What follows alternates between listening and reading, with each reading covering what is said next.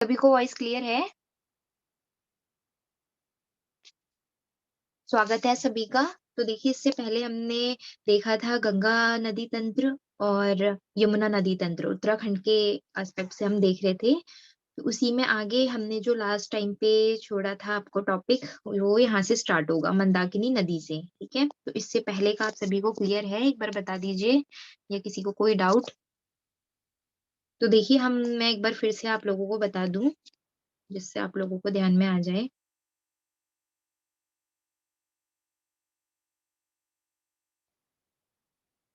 देखिए, इससे पहले हम लोग ये देख रहे थे ना कि यहाँ पे एक भागीरथी नदी है, ठीक है? और यहाँ पर एक अलकनंदा नदी है, दोनों का संगम होता है, फिर ये गंगा के नाम से आगे बढ़ती है। तो ये जो हम मंदाकिनी नदी या नंदाकिनी नदी, इससे पहले नंदाकिनी हमने पढ़ी, ठीक है? तो ये सब हम किसके लिए देख रहे थे?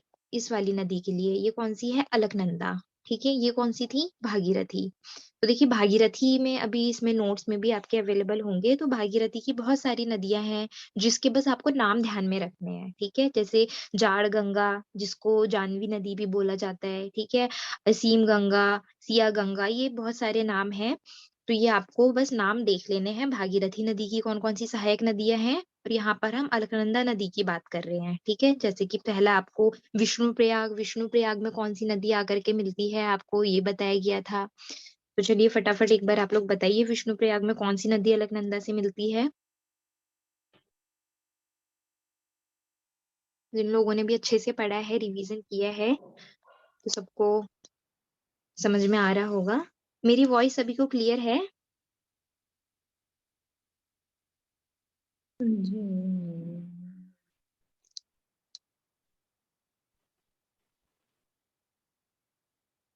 कुछ लोग कह रहे हैं वॉइस क्लियर नहीं है, तो एक बार बता दीजिए वॉइस।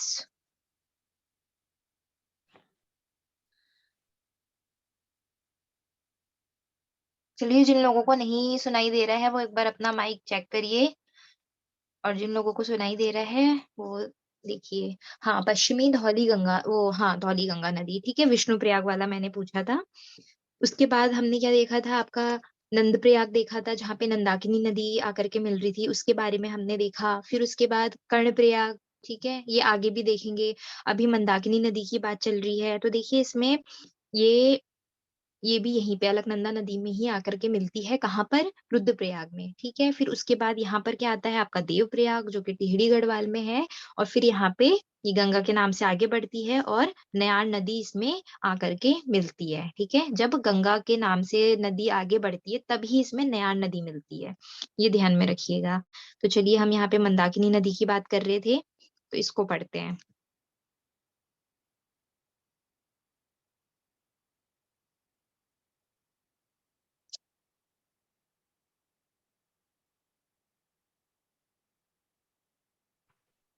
देखिए, नंदाकिनी का हमने देख लिया था, मंदाकिनी के बारे में पढ़ लेते हैं।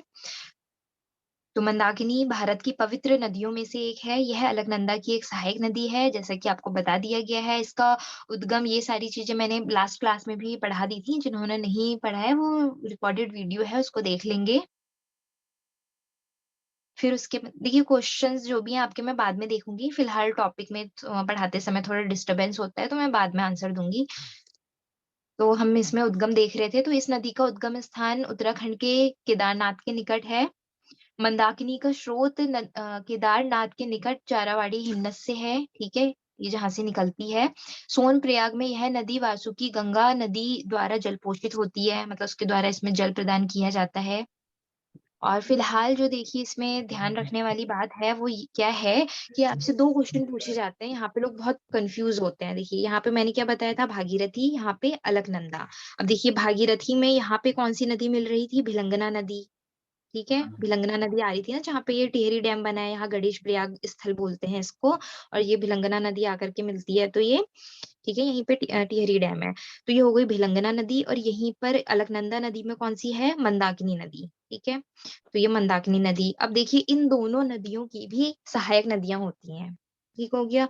अब इसमें क्वेश्चंस कई बार पूछे गए हैं, तो इसको देख लीजिए। जो मंदाकिनी नदी है, जिसके बारे में हम पढ़ रहे हैं अभी, जो अलकनंदा की सहायक नदी है, अलकनंदा में आकर के मिलती है, तो ये देखिए, ये भी एक सहायक नदी है, जिसका नाम है मधुगंगा, ठीक है? और एक भिलंगना नदी जो यहाँ पर है, इसकी भी एक सहायक नदी है जो है बालगंगा। तो ये दोनों ही क्वेश्चंस पूछे गए हैं एग्जाम में, प्रीवियस ईयर्स के बहुत सारे एग्जाम्स आप लोग प्रैक्टिस भी करिए, तो उसमें आपको कहीं ना कहीं ये क्वेश्चन जरूर देखने को मिलेगा। तो यहाँ पे कंफ्यूज नहीं होना है, और चाहे तो अलग से इसको नोट भी कर लीजिए। ठीक हो गया। मधुगंगा किसकी है? मंदाकिनी नदी की सहायक नदी है। तो यहाँ पे ये दोनों कंफ्यूजन आपका दूर होता है। और बाल गंगा किसकी है? भिलंगना नदी की। और भिलंगना कहाँ मिलती है? भागीरथी नदी में। ठीक हो गया। फिर देखिए क्या होता है, अलकनंदा, फिर और तो कुछ नहीं है इसमें खास। फिर ये देवप्रयाग की ओर आगे बढ़ती है अलकनंदा नदी आगे की ओर, और जहां पर यह भागीरथी से मिलकर गंगा नदी का निर्माण करती है। ठीक हो गया, ये आपको समझ में आ गया होगा। अब देखिए पिंडर नदी, जब मैंने कल आपको बताया था, तो पिंडर नदी अलकनंदा में कहाँ मिलती है? तो कर्णप्रयाग में मिलती है। ठीक है। और यही पिंडर नदी को क्या कहा जाता था? कर्ण गंगा भी कहा जाता है, मतलब कर्ण गंगा के नाम से भी ये पुकारी जाती है। तो इसके बारे में पढ़ लेते हैं। तो गंगा की 5 प्रारंभिक नदियों में से एक पिंडर उत्तराखंड में प्रवाहित होती है। इस नदी का उद्गम हिमालय के पिंडारी नामक ग्लेशियर से होता है। अब देखिए ग्लेशियर, मैं आपको बार बार बोल रही हूँ कि एक बार जहां से ये उद्गम हो रही है ना नदियां, वो भी आपको ध्यान में रखनी है। तो चलिए इसी से मुझे बताइए कि अ, जिस नदी के लिए आप पढ़ रहे हैं, ठीक है, यानी कि अलकनंदा नदी, इसका उद्गम कहाँ से होता है? एक मैंने आपको झील या फिर हिमनद करके बताया था, और भिलंगना नदी का भी बताया था। फिलहाल मैं अलकनंदा नदी का पूछ रही हूँ, इसका उद्गम बताइए। हाँ, सतोपंथ, ठीक है। तो इसलिए आपको ये ध्यान में रखनी है कहाँ कहाँ से। अब देखिए पिंडर नदी जो है, इसमें तो रटने जैसा भी कुछ नहीं है, क्योंकि ये पिंडारी ग्लेशियर से ही निकलती है।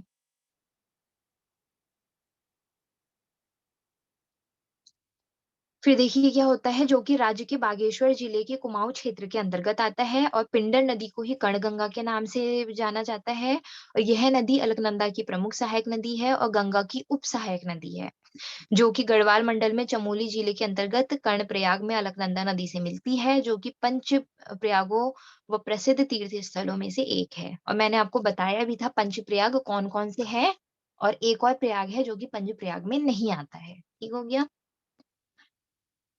तो अलकनंदा में सर्वप्रथम लक्ष्मण गंगा या हेम गंगा या पुष्पवती नदी मिलती है, ये भी आपको मैंने बता दिया था। आगे बढ़ने पर बद्रीनाथ से उत्तर पश्चिम में स्थित केशव प्रयाग में सरस्वती नदी मिलती है, और यही केशव प्रयाग क्या है, कि पंच प्रयाग में इंक्लूड नहीं है। ठीक है। मैंने आप बताया था ना, VNK, विष्णु प्रयाग, नंद प्रयाग, कर्ण प्रयाग, रुद्र प्रयाग और देव प्रयाग, यही आपके 5 प्रयाग हैं। कर्ण प्रयाग इन पंच प्रयागों में नहीं आता है। और यहाँ पे कौन सी नदी मिलती है? सरस्वती नदी। ठीक है। अब आगे देखते हैं। विष्णु प्रयाग चमोली में अलकनंदा में, ये सब मैंने आपको बता दिया था। ठीक है, एक बार इसको देख लीजिएगा कि विष्णु प्रयाग में देखिए पश्चिमी धौलीगंगा नदी मिलती है अलकनंदा से। ठीक है। नंद प्रयाग में नंदाकिनी नदी मिलती है। कर्ण प्रयाग में पिंड नदी मिलती है, इसी को कर्ण गंगा भी कहा जाता है। रुद्र प्रयाग में मंदाकिनी नदी मिलती है, और मंदाकिनी नदी की एक बहुत फेमस सहायक नदी है मधु गंगा। ठीक है, इसे मत भूलिएगा। और यही मंदाकिनी नदी क्या है, जो कि केदारनाथ स्थित मंदराचल श्रेणी या फिर इस ग्लेशियर से निकलती है। देवप्रयाग में क्या होता है, अलकनंदा और भागीरथी मिलती है, जिसमें भागीरथी को सास और अलकनंदा को बहू की संज्ञा दी गई है। ठीक है। फिर देखिए नयार। तो यहाँ तक सभी को क्लियर है जो मैंने बताया था आपको, भागीरथी, अलकनंदा, फिर ये गंगा के नाम से आगे बढ़ती है। तो यहाँ से आपने पूरा ये पार्ट देख लिया है। अब आगे क्या होता है, देखिए इसमें नयार नदी आकर के मिलती है इस गंगा में, तो उसी के बारे में हम अब आगे देखेंगे। तो देखिए नयार उपतंत्र के बारे में पढ़ते हैं। तो देखिए देवप्रयाग के बाद, क्योंकि देवप्रयाग तक तो देखिए दोनों नदियां आकर के मिल गई, भागीरथी और अलकनंदा, उसके बाद ये गंगा के नाम से जब आगे बढ़ी, फिर उसमें ये नयार नदी आकर के मिलती है। तो ये कहाँ से आकर के मिलती है, देखिए ये भी समझने वाली बात है, क्योंकि डायरेक्ट कभी कभी पूछ भी दिया जा सकता है कि बाईं ओर से आकर के मिलती है कि दाईं ओर से। ठीक है। तो देखिए देवप्रयाग के बाद पौड़ी के व्यास घाटी, यहाँ पे करेक्शन कर लीजिएगा, व्यास घाटी के पास स्थित फूलचट्टी नामक स्थान पर गंगा में बाईं ओर से नयार नदी मिलती है। और यही नयार नदी नाद गंगा या दो नदी, ठीक है, यही नयार नदी क्या होती है, दो नदियां हैं इसमें, एक पूर्वी नयार है, एक पश्चिमी नयार है। ठीक है? तो इसके सतपुली के पास मिलने से ये बनती है, ठीक है? पूर्वी नयार, पश्चिमी नयार ये सतपुली फूलचट्टी के पास मिलती हैं और ये नयार के नाम से फिर आगे बढ़ती हैं।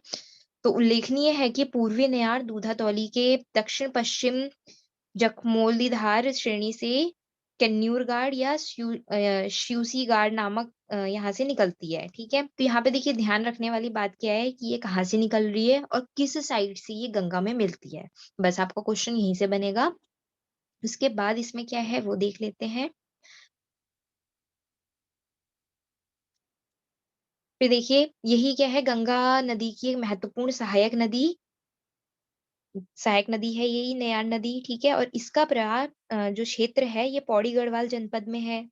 ठीक है, क्योंकि देखिए नीचे से आ रही है ना वो टिहरी गढ़वाल, फिर नीचे टिहरी गढ़वाल के नीचे क्या है आपका पौड़ी गढ़वाल है। ठीक है, नीचे की ओर जा रही है गंगा नदी, फिर वो कहाँ से यूपी होते हुए फिर आगे की ओर जाती है। तो ये नयार नदी पौड़ी गढ़वाल जनपद में बहती है, ठीक है? और इस नदी का उद्गम स्रोत दूधातौली पर्वत है, ये भी ध्यान में रखिएगा, ठीक है? कहाँ से इसका जो उद्गम होता है, कहाँ से होता है? दूधातौली पर्वत श्रेणी से होता है।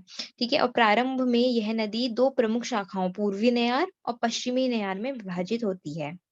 फिर देखिए आगे क्या होता है ये टेढ़े-मेढ़े मार्गों से बहती हुई नयार नदी जो है व्यास घाटी के निकट गंगा नदी में मिल जाती है। अब फाइनली क्या होता है ये गंगा नदी में मिल जाती है। फिर देखिए फिर 2 चीज़ें यहाँ पे अलग से दी गई हैं पूर्वी नयार और पश्चिमी नयार। ये क्या है इसके बारे में देख लेते हैं। तो पूर्वी नयार दूधातौली पर्वत के दक्षिणी ढाल से निकलकर दक्षिण दिशा में चंदौली तक प्रवाहित होती है और संगलाकोटी के निकट इसमें मछली नदी अपनी सहायक नदियों के साथ जल प्रदान करती है। ठीक हो गया? इसका उद्गम आपको देखना है बस।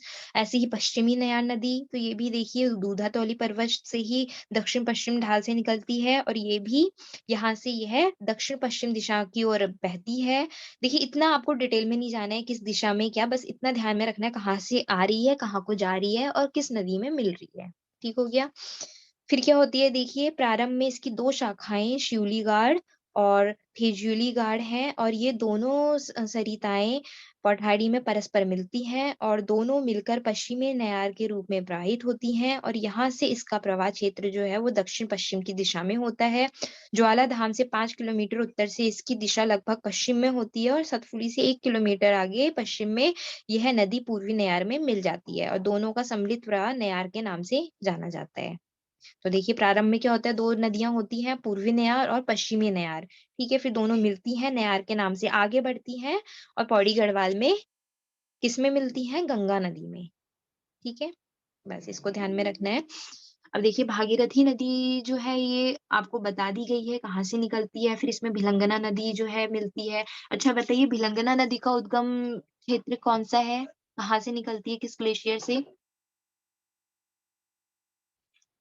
ये तीनों का जो उद्गम क्षेत्र है ना बहुत ज़्यादा इम्पोर्टेंट है, इसको आपको ध्यान में रखना है। भागीरथी, भिलंगना, मंदाकिनी और आपका अलकनंदा, ठीक है? ये इन चारों का। मैंने जिन्होंने भी लास्ट टाइम क्लास अटेंड करी होगी उनको पता होगा, ठीक है? भिलंगना की खतलिंग ग्लेशियर, ठीक है। तो देखिए बाकी इसमें कुछ समझाने वाली चीज़ नहीं है, ये मैंने ऑलरेडी आपको बता दिया है और इसमें क्या और इम्पोर्टेंट है ये देख लेते हैं। तो देखिए इसका आपने देख लिया था कि गोमुख उत्तरकाशी से निकलती है, ठीक है? फिर उसके बाद खतलिंग अ, ग्लेशियर से इसमें कौन-सी नदी आकर के मिलती है? भिलंगना नदी, ठीक हो गया? जहाँ पे क्या है टिहरी डैम है आपका और उस क्षेत्र को गणेश प्रयाग बोला जाता है। देखिए सारी चीज़ें यहाँ पे वही लिखी हुई हैं जो आपको पढ़ा दी गई हैं। फिर क्या है देखिए दोनों देवप्रयाग में मिलती हैं। अब देखिए उसका उद्गम ये भी आपने देख लिया। इसकी टोटल लेंथ भागीरथी की 205 किलोमीटर। अच्छा अलकनंदा की बताइए टोटल लेंथ अलकनंदा नदी की?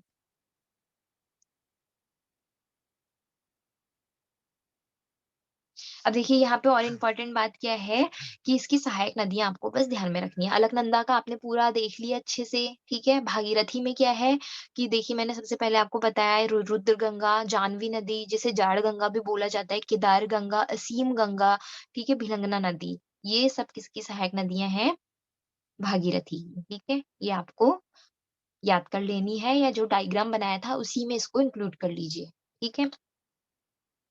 अब देखिए यहाँ पे भागीरथी का कुछ प्रमुख सहायक नदियाँ हैं इसकी, ठीक है? जो यहाँ पे लिखी गई हैं ऑलरेडी। थोड़ा-थोड़ा इसमें लिखा गया है डिटेल में कि कहाँ से इसका उद्गम होता है। तो रुद्रगंगा का रुद्रगेरा ग्लेशियर से होता है।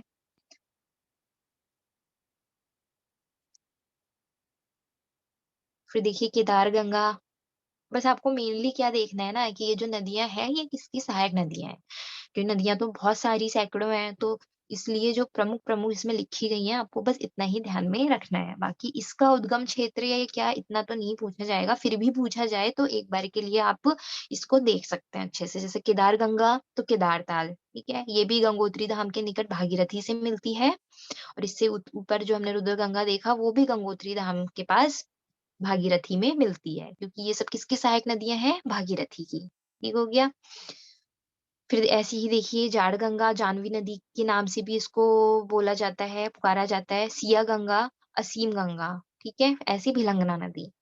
फिर ये कहाँ पे मिलती है? ये इम्पोर्टेंट है, ये गणेश प्रयाग पुराना टिहरी के पास भागीरथी नदी से मिलती है, जहाँ पे टिहरी डैम है। ठीक हो गया? अब देखिए भिलंगना नदी की सहायक नदियाँ, भिलंगना की प्रमुख सहायक नदी धर्मगंगा और बालगंगा है, जिसमें से बालगंगा एग्ज़ाम में पूछे भी गए हैं। तो ये दोनों नदियाँ ध्यान में रख लीजिए। धर्मगंगा और बालगंगा जो है ये मिलती हैं इसमें भिलंगना नदी में, ठीक हो गया? तो ये इसकी सहायक नदियाँ हो गईं। और ऐसे ही मैंने आपको मंदाकिनी की सहायक नदी बताई मधुगंगा, ठीक हो गया? तो उसको अच्छे से देख लीजिए।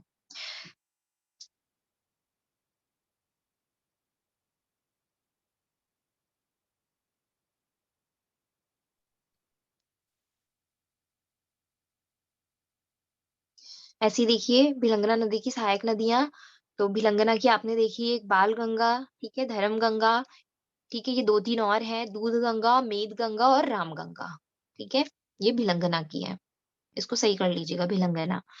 फिर है भागीरथी नदी में गोमुख से टिहरी डैम तक छोटी-छोटी 20 से अधिक नदियाँ मिलती हैं। गणेश प्रयाग जिसे पुराना टिहरी के नाम से भी जाना जाता है, तो इस शहर में भागीरथी भिलंगना नदी में मिलती है, ये भी आपको बता दिया है मैंने। देवप्रयाग में भागीरथी में अलकनंदा नदी मिलती है और गंगोत्री से देवप्रयाग तक भागीरथी की जो टोटल लेंथ है वो 205 किलोमीटर है, ठीक है? और मैंने अलकनंदा का पूछा था, उसका 195 किलोमीटर है।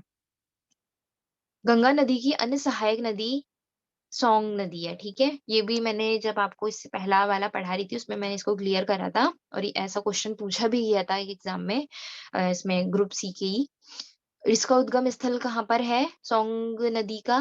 तो सिरकंडा पर्वत, ठीक है, टिहरी गढ़वाल में। तो ये आपको ध्यान में रखना है।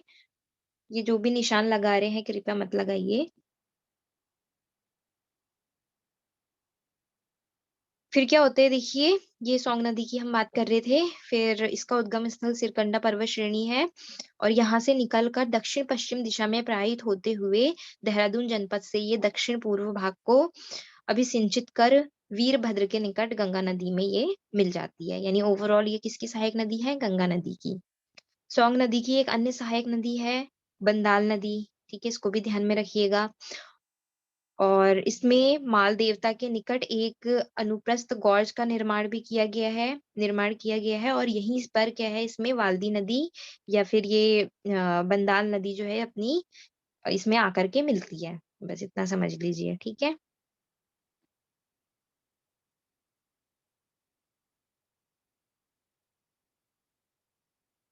देखिए सोंग नदी की एक और प्रमुख सहायक नदी है, वो है सुसवा नदी, जो कि ओंगलवाला के निकट कॉप निरपेक्ष का प्रदन करती हुई दक्षिण-पूर्व दिशा में प्रवाहित होती हुई सोंग नदी में मिलती है, ठीक है? और ये इस प्रकार इसका संपूर्ण प्रवाह क्षेत्र पूर्वी देहरादून जनपद में है।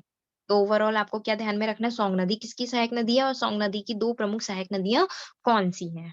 ठीक हो गया? तो ये आपको कैसे याद होंगी? आप पूरा मैप बनाएँगे, ठीक है? फिर जहाँ से देवप्रयाग के आगे गंगा के नाम से नदी आगे बढ़ रही थी, उसमें आप फिर लोकेशन दर्शाएँगे कि पूर्वी नयार और पश्चिमी नयार जो है दोनों मिलती हैं और नयार के नाम से आगे बढ़ती हैं, जो कि नयार नदी गंगा में मिलती है, ठीक है? पौड़ी गढ़वाल में। उसके बाद फिर ये सोंग नदी का इंडिकेट करेंगे। तो आपको जो नदी वाला है ना, ये टोटल आपको जब तक आप मैप नहीं बनाएँगे, ये समझ में नहीं आएगा। फिर उसके बाद देखिए कुछ और नदियाँ हैं, इसके बारे में देख लेते हैं। पश्चिमी रामगंगा नदी, तो इसका उद्गम स्थल पौड़ी गढ़वाल, चमोली, अल्मोड़ा में फैले दूधातोली श्रेणी से होता है। तो आपको ध्यान में रखना है कि जो पश्चिमी रामगंगा नदी है, इसका उद्गम कहाँ से होता है? दूधातोली पर्वत श्रेणी से, ठीक है? और जो आपने नयार नदी पढ़ी, पूर्वी नयार, पश्चिमी नयार, उसका भी उद्गम क्षेत्र कौन-सा है? दूधातोली पर्वत श्रेणी, ठीक है? इसको भी साथ-साथ में क्लियर करते हुए चलिए। अब पश्चिमी रामगंगा की जो सहायक नदियाँ हैं, वो कौन-कौन सी हैं? वो बिरमा, गागस और बीनो। ठीक है? और यह नदी पौड़ी के कालागढ़ नामक स्थान से राज्य से बाहर निकल जाती है और उत्तर प्रदेश के कन्नौज के पास ये गंगा में मिलती है, ठीक है? जैसे ही देखिए जो गंगा नदी है ना, जब आगे को यूपी की ओर बढ़ती है, जब उत्तर प्रदेश में जाती है, तब वहाँ पे कन्नौज के पास जो है ये जो पश्चिमी रामगंगा नदी है ना, ये वहाँ पे मिलती है। तो साथ-साथ में इसको ड्रॉ भी करते जाइए, आगे की ओर दिखाते जाइए गंगा नदी को। और लोकेशन भी फिर उसमें दिखाते जाइए कि उत्तराखंड में कहाँ तक कौन-सी नदी मिली गंगा में और फिर आगे यूपी में कौन-सी मिल रही है। फिर देखिए कोसी नदी, तो इसका उद्गम स्थल कौसानी बागेश्वर की पहाड़ियों पर स्थित धार पानी क्षेत्र है और इसकी टोटल लेंथ ये तो ख़ैर नहीं पूछी जाती। सहायक नदियाँ हैं इसकी देखिए सुमाली गाड, देवगाड, मिनोल गाड, ठीक है?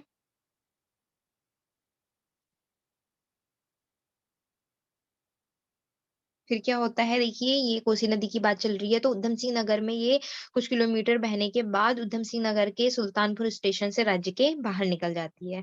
फिर उसके बाद देखिए गौला नदी और नंधौर नदी ये दोनों इम्पोर्टेंट हैं, इसको अच्छे से पढ़ लीजिए। तो गौला नदी का जो उद्गम है ये है नैनीताल के पहाड़ पानी से, ठीक है? और ये नैनीताल और ऊधम सिंह नगर में 102 किलोमीटर बहने के बाद किच्छा के पास ये राज्य से बाहर हो जाती है। ठीक है? यानी कि राज्य उत्तराखंड राज्य को छोड़ के ये आगे की ओर बढ़ती है। ऐसे ही देखिए नंधौर नदी, तो नैनीताल के चोरगलिया के पास देहो से निकलकर यह नदी नानक सागर में समाहित होती है और ये क्वेश्चन पूछा भी गया है, ठीक है? नानक सागर में कौन-सी नदी जाकर के समाहित होती है, मिलती है, ठीक है? और नंधौर के पूर्व में 2 और छोटी-छोटी नदियाँ भी नानक सागर में आकर के मिलती हैं, ठीक है? और तो देखिए जो भी प्रमुख नदियाँ थी यहाँ तक आपने देखा। देखिए एक और नदी है ना जैसे आपने इसके पहले ये जो गौला नदी देखी, ठीक है? गौला नदी ये है और ये देहो एक दहोहा या देहो नदी भी कह लीजिए, ये मान लीजिए ये है, ठीक है? यहीं से क्या निकलती है ये नंधौर नदी निकल जाती है। ये नंधौर नदी निकल कर कहाँ गिरती है? नानक सागर में, ठीक है? और ये किसके समानांतर बहती है? तो गौला नदी के, ठीक है? ये भी ध्यान में रखिएगा।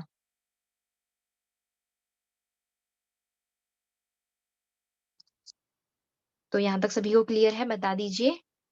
फिर उसके बाद है आपका काली नदी तंत्र।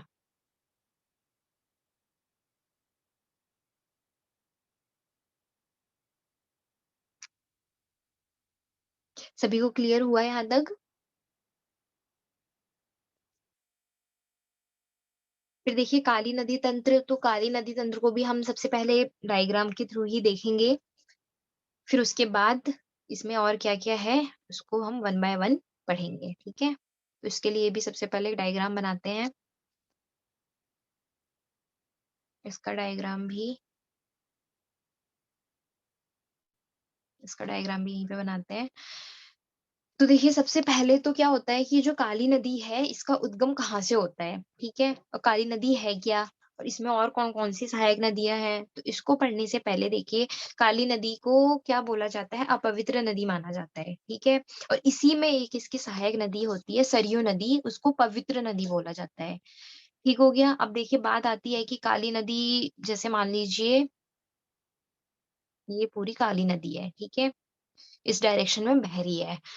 तो अब इसमें क्या सबसे आपको ध्यान में रखना है कि इस काली नदी का उद्गम, ठीक है? सबसे पहले हम उद्गम में स्टार्ट करते हैं, तो ये कहाँ से निकलती है? तो पिथौरागढ़ में एक दर्रा है लिपुलेख दर्रा, ठीक है? पिथौरागढ़ के ऊपर की ओर यानी कि उत्तर की साइड में एक दर्रा है लिपुलेख दर्रा। लिपुलेख दर्रा के समीप ही काला पानी जगह है, ठीक है? एक काला पानी जगह है और वहीं से ये काली नदी जो है निकलती है। तो इसको आप लोग नोट कर लीजिए चाहे तो, ठीक है? पिथौरागढ़ के पास से काला पानी लिपुलेख दर्रे के पास एक काला पानी नामक जगह है, वहां से ये नदी निकलती है। ठीक है। और देखिए काली नदी का जो उद्गम है ना, वो कई छोटी छोटी जलधाराओं के मिलने के बाद होता है। जैसे बहुत सारी जलधाराएं आपस में मिली, फिर उसके बाद ये नदी, जो मेन नदी है, काली नदी के नाम से आगे बढ़ती है। नॉर्मली बहुत सारी नदियों में ऐसा होता ही है कि बहुत सारी नदियां मिलती हैं एक नदी में, फिर वो संयुक्त होकर के एक ही धारा बनाती हुई आगे की ओर बढ़ती है।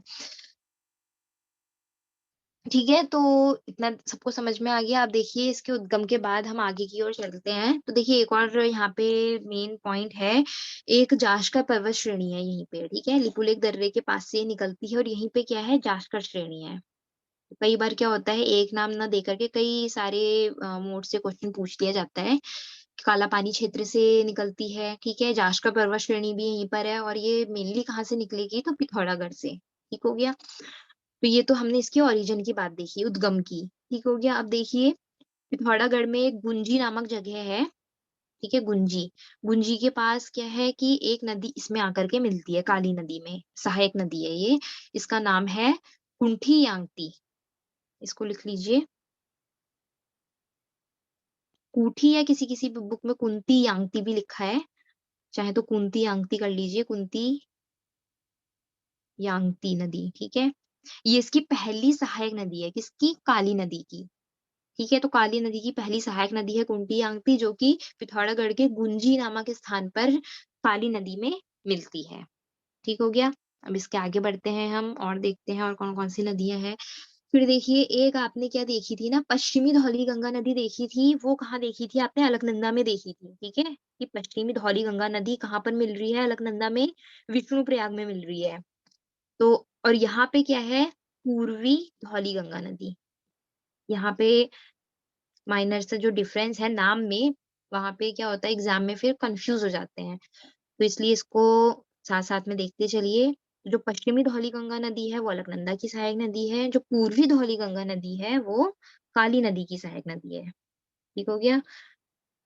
तो सेकंड पे इसको बना लीजिए, पूर्वी धौली गंगा नदी इसमें आके मिलती है। अब देखिए जो पूर्वी धौली गंगा नदी है, ये भी इसी के पास देखिए, जो दो दो जलधाराएं हैं, एक है दरमा, एक है लिस्सर। ठीक है, यहीं पे क्या है, छोटा कैलाश है, और उसी के बाद से ये पूर्वी धौली गंगा नदी आगे की ओर बढ़ती हुई काली नदी में मिलती है। ठीक हो गया, ये मैंने उसी को दिखा रखा है। फिर देखिए ये कहाँ पे मिलती है, ये इम्पोर्टेंट है। एक जगह का नाम है तवा घाट खेला। ठीक है, पिथौरागढ़ की ही ये पूरी बात चल रही है।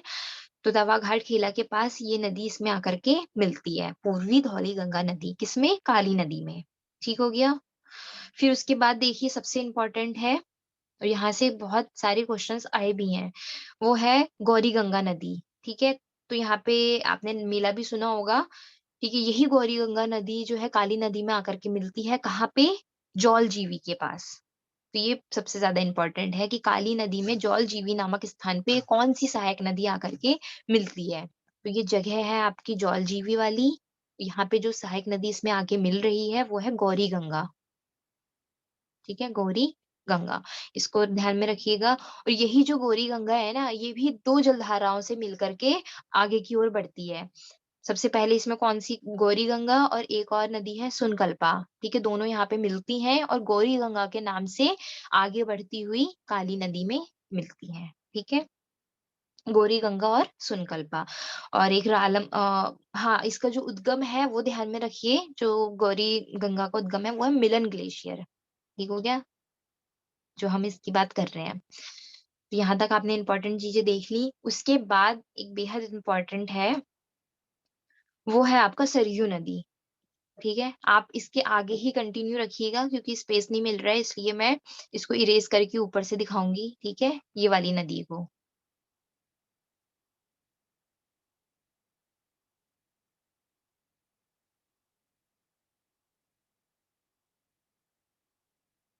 तो देखिए हम देख रहे थे ये काली नदी है। फिर आपने इसमें सबसे पहले कुंटी यांगती नदी देखी, फिर कौन सी देखी, पूर्वी धौली गंगा नदी देखी, जो कि तवा घाट खेला में मिल रही थी काली नदी से। फिर गौरी गंगा नदी देखी, जो कि कहाँ मिल रही थी, जौलजीवी नामक स्थान पे, किससे, काली नदी से। उसके बाद आता है आपका यहाँ पे पंचेश्वर नामक जगह है। ठीक है, पंचेश्वर। ठीक है, अब देखिए पंचेश्वर क्या खास है कि यहाँ पे ये 5 नदियाँ आकर के काली नदी में मिलती हैं। वो कौन-कौन सी है, वो ध्यान में रखना है और किस-किस जगह पे मिलती है, वो ध्यान में रखना है। तो सबसे पहले हम शुरुआत करते हैं सरयू नदी से, ठीक है? ये है सरयू नदी। तो सरयू नदी जो है अ, ये कहाँ मिलती है? काली नदी में मिलती है, पंचेश्वर नामक जगह पे। लेकिन इससे मिलने से पहले इसमें 4 और नदियाँ आकर के मिलती हैं। 1, 2, 3, 4 ठीक हो गया? कौन-कौन सी हैं? एक है गोमती नदी, ठीक है? गोमती नदी जो है ये सरयू नदी में कहाँ पे मिलती है? बागेश्वर में, ठीक है? इसको ध्यान में रखिएगा। हालाँकि मैंने ये इस साइड से दिखा दिया है, आपको इस साइड से दिखाना चाहिए, ठीक है?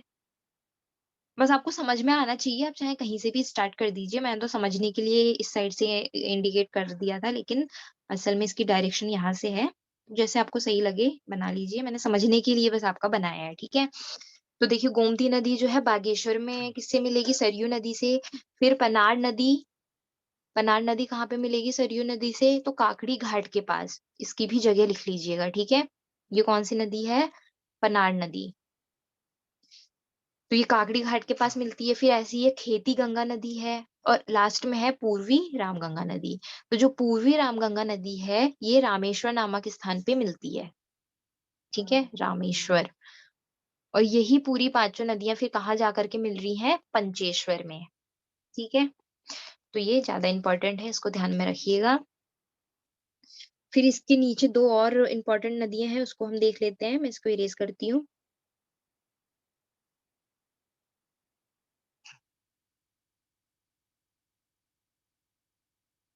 फिर देखिए काली नदी में और कौन-सी नदी आकर के मिल रही है? लोहावती नदी, सीरा के पास, ठीक है? और एक और नदी लास्ट में आकर के मिल रही है लधिया नदी। तो इसको लिख लीजिए लोहावती नदी, ठीक है? ये इसके नीचे की ही बात कर रही हूँ, ठीक है? सरयू नदी के। तो जो लोहावती नदी है ये सीरा घाट के पास किससे मिलती है? काली नदी से मिलती है, ठीक है? सीरा लोहा घाट के पास। फिर उसके बाद देखिए लास्ट में ये लधिया नदी से मिलती है, ये बेहद इम्पोर्टेंट है क्योंकि ये पूछी गई है, ठीक है? कि लास्ट में इसमें कौन-सी नदी मिल रही है काली नदी में? लधिया नदी। और लधिया नदी की एक सहायक नदी है, ये भी एग्ज़ाम में पूछा गया है, उसका नाम है क्वाइराला। यहाँ पे लिख देती हूँ, क्वाइराला, ठीक है? ये लधिया की सहायक नदी है और लधिया किसकी सहायक नदी है? काली नदी की। और ये लास्ट में कहाँ पे मिलती है? काली नदी में मिलती है, किस स्थान पर? चूका नामक स्थान पर, ठीक है? और फिर यहाँ से ये क्या होती है? इस क्षेत्र से बाहर निकल जाती है, ठीक है? तो यहाँ तक आपका ये पूरा सिस्टम था। इसको हम थोड़ा और डिटेल में आगे जो लिखी गई है पीडीएफ में उसमें देखेंगे। तो फिलहाल मुझे बताइए यहाँ तक सभी को समझ में आया? और देखिए जो मैंने पंचेश्वर बताया ना आपको वो इसलिए भी इम्पोर्टेंट है क्योंकि जो ये पंचेश्वर जगह है ना, यहाँ पे क्या चल रहा है प्रोजेक्ट भी मतलब एक तरह का डैम की भी शुरुआत हो रही है। तो हालाँकि ऐसा है कि अगर ये बन जाता है ना तो इसकी लंबाई कितनी रखी गई है 315 मीटर, ठीक है? जो कि टिहरी डैम से भी ज़्यादा है, ठीक है? तो इसकी ऊँचाई जो है देखिए 315 है, अगर ये बन जाता है तो बनने के बाद ये एशिया का सबसे बड़ा बाँध कहलाएगा। कौन-सा? पंचेश्वर बाँध, ठीक हो गया? तो इसको ध्यान में रखिएगा। तो अब मुझे बताइए कि यहाँ तक सभी को क्लियर है?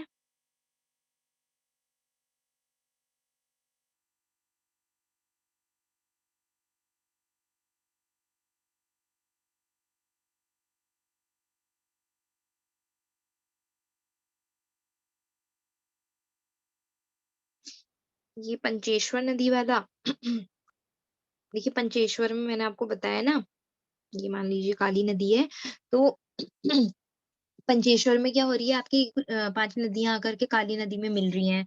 वो कौन-कौन सी है इसके नाम ध्यान में रख लीजिए, ठीक है? वो है आपकी सरयू नदी, ठीक है? गोमती नदी, पनार नदी, खेती गंगा और पूर्वी रामगंगा, ठीक हो गया? अच्छा यहाँ से मुझे ध्यान में आ रहा है आपने कुली बेगार प्रथा के बारे में सुना होगा। तो वो किस नदी में ऐसा कहा जाता है कि वहाँ पे रजिस्टर जो है बहाए गए थे और कुली बेगार प्रथा का अंत कब हुआ था? तो ये बताइए मुझे फटाफट। आपने आई थिंक हिस्ट्री में पढ़ा होगा, उत्तराखंड की हिस्ट्री जब पढ़ी होगी सरयू तो। नदी के किनारे। हाँ, और डेट?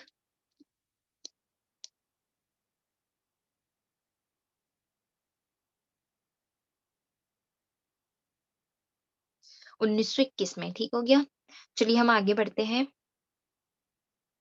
इसको देखते हैं काली नदी तंत्र को आगे की ओर। तो यहाँ तक आप समझ गए। देखिए पिथौरागढ़ के ये जास्कर श्रेणी या जैक्सर श्रेणी, कुछ बुकों में जास्कर, जैक्सर एक ही है, ठीक है? वैसे तो जैक्सर ही होगा। तो जैक्सर श्रेणी के पास जो है काला पानी नामक स्थान है, वहाँ से ये निकलती है, ठीक है? और यहीं पे मैंने एक और दर्रा बताया आपको, लिपुलेख दर्रा। फिर देखिए इसकी टोटल लेंथ, ये इम्पोर्टेंट है, ये ध्यान में रखिएगा। जितनी भी प्रमुख नदियां हैं ना, उसकी आपको जो लंबाई है वो ध्यान में रखनी होगी। तो इसकी जो टोटल लेंथ है वो है 252 किलोमीटर। तो अब ये बताइए, आपने यमुना नदी पढ़ी, ठीक है? भागीरथी, अलकनंदा, फिर वो दोनों संयुक्त होके गंगा के नाम से आगे बढ़ी। तो उत्तराखंड की अगर हम बात करें तो सबसे लंबी नदी कौन सी है? काली नदी। हाँ, काली नदी है, क्योंकि